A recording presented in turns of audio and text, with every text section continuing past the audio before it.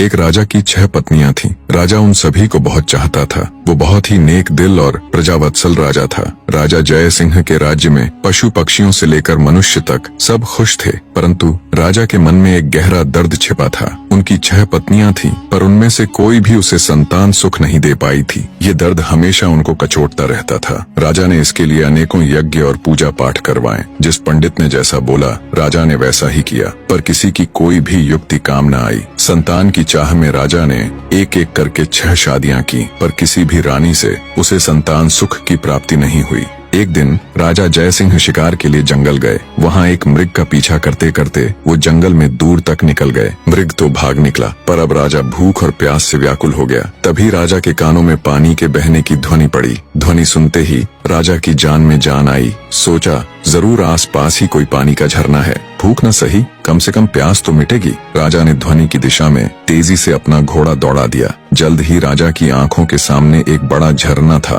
पर जब राजा झरने के पास गया, तभी उसके कानों में एक स्त्री की आवाज पड़ी। अंधे हैं क्या? दिखाई नहीं देता एक लड़की स्नान कर रही है। भूख प्यास से व्याकुल राजा ने उस तरफ तो ध्यान ही नहीं दिया था। लड़की की आवाज सुन राजा चौंक गया। उसने तुरंत अपना मुंह फेर लिया और बोला, क्षमा करे देवी, मैं इस जंगल में बहुत देर से भूखा प्यासा भटक रहा हूँ, जिससे विचलित होने के कारण मैं आपको देख नहीं पाया। इतना कह राजा मुंह फेरे ही वहाँ से कुछ दूर चलकर खड़ा हो गया। कुछ ही पलों में वह लड़की स्नान से निवृत्त होकर राजा के पास आई। उसने सूखे वस्त्र धारण किए थे और हाथ में कुछ फल लिए हुए थे। वह राजा के पास आकर बोली, महाशय, अब आप पानी पी सकते हैं। राजा ने झरने से पानी पिया और लड़की के दिए फल खाए। पानी और फल से उनकी भूख प्यास शांत हुई। राजा ने लड़की की ओर देखा और पूछा, हे सुंदरी, तुम कौन हो और इस जंगल बियाबान में अकेली क्या कर रही हो? लड़की ने जवाब दिया, मेरा नाम मोहिनी है। मैं पास के गांव में रहती हूँ। रोज यहाँ स्नान करने आती हूँ और जंगल से लकड़ियाँ इकट्ठा करती हूँ। ये झरना जंगल के बीच में है, इसलिए यहाँ कोई नहीं आता। राजा जय सिंह मोहिनी की सादगी और सुंदरता पर मोहित होकर बोला, मोहिनी, तुम्हारी मदद के लिए शुक्रिया। आज तुमने मेरी जान बचाई है,